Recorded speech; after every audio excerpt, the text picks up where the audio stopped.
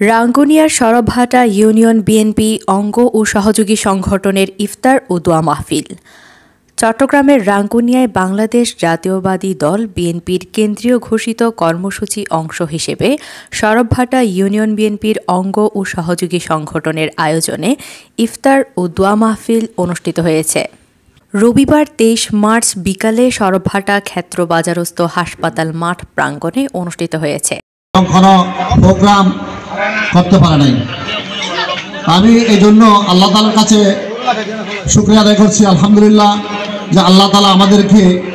সরবহাটা union বিএনপির আহ্বায়ক কমিটির সিনিয়র সদস্য নুরুল আফসার মেম্বারের সভাপতিত্বে ভার্চুয়ালে প্রধান অতিথির বক্তব্য রাখেন রাঙ্গুনিয়া গণমানুষের নেতা বিএনপির জাতীয় নির্বাহী কমিটির সদস্য হুম্মাম কাদের চৌধুরী।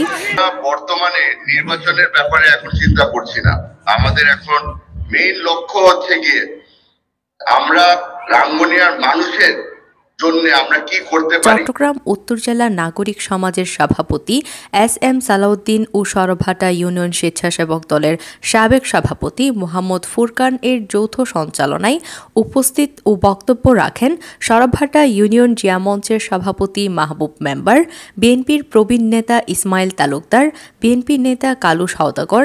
দয়া মেহরবানি করে বৈষম্য ছাত্র দলের আন্দোলনে অনেক ছাত্রছাত্রী প্রাণহানির মধ্যেই আমরা দেশ ফিরে পেয়েছি।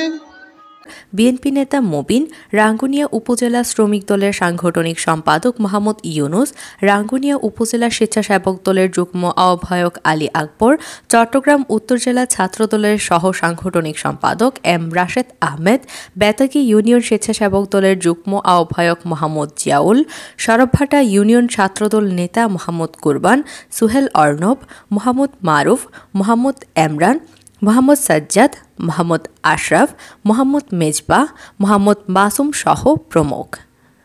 ওবায়দা খান সামিয়া, কর্ণফুলী টিভি।